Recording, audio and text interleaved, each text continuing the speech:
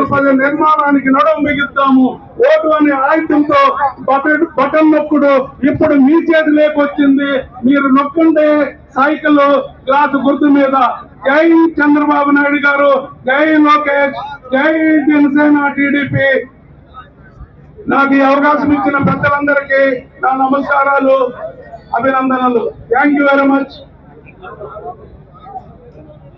రాష్ట్ర తెలుగుదేశం పార్టీ కార్యనిర్వాహక కార్యదర్శి గౌరవనీయులు శ్రీ ఎల్లకూరు శ్రీనివాసరెడ్డి గారిని మాట్లాడవలసిందిగా ఆహ్వానిస్తాను.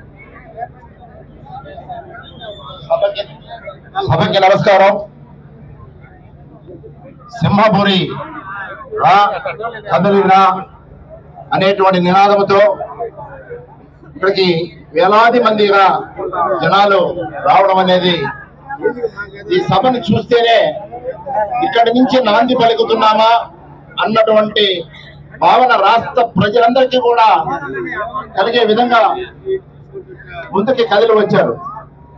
ఈరోజు ఇక్కడికి విచ్చేసినటువంటి తెలుగుదేశం కార్యకర్తలకి, జన సైనికులకి పేరు పేరున ధన్యవాదాలు తెలియజేసుకుంటూ, వేదిక అలంకరించినటువంటి పెద్దలు, మిత్రులు, శ్రేయోభిలాషులందరికీ కూడా పేరు పేరున ధన్యవాదాలు తెలియజేస్తున్నాం. అభివృద్ధి, సంక్షేమం రెండు ఉండాలి. కానీ సంక్షేమం లేదు, అభివృద్ధి లేదు.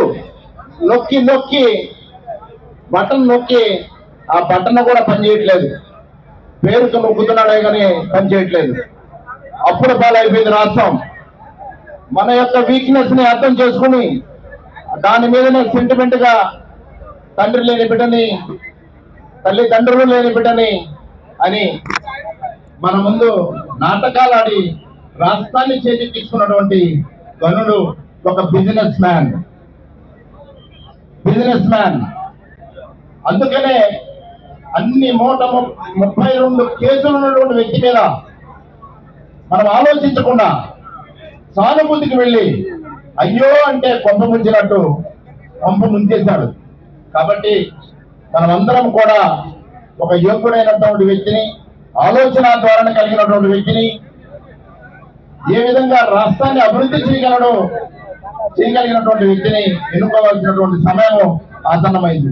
కాబట్టి మనందరం కూడా మార్పు తెచ్చుకొని ఆలోచించుకోవాల్సినటువంటి అవసరం ఆసన్నమైంది.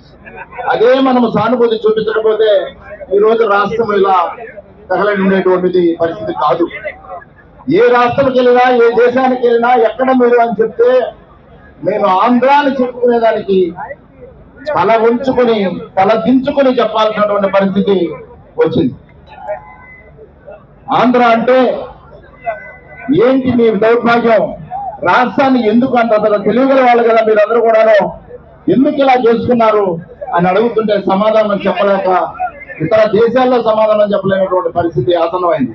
మళ్ళీ రాబోతున్నాడు మీ ముందుకి, తల్లిని అడ్డం పెట్టుకుని నిన్ననే యువకులు మొదలు పెట్టాడు.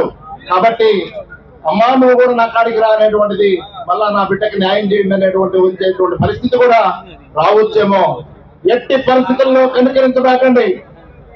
దుర్మార్గులుగానే చూడండి. రాష్ట్రాన్ని కాపాడండి, పిల్లల భవిష్యత్తుని కాపాడుకుంటారని తెలియజేసుకుంటూ ఈ అవకాశం ఇచ్చిన మీ అందరికీ కూడా ధన్యవాదాలు తెలియజేసుకుంటూ జై తెలుగుదేశం, జై జనసేన.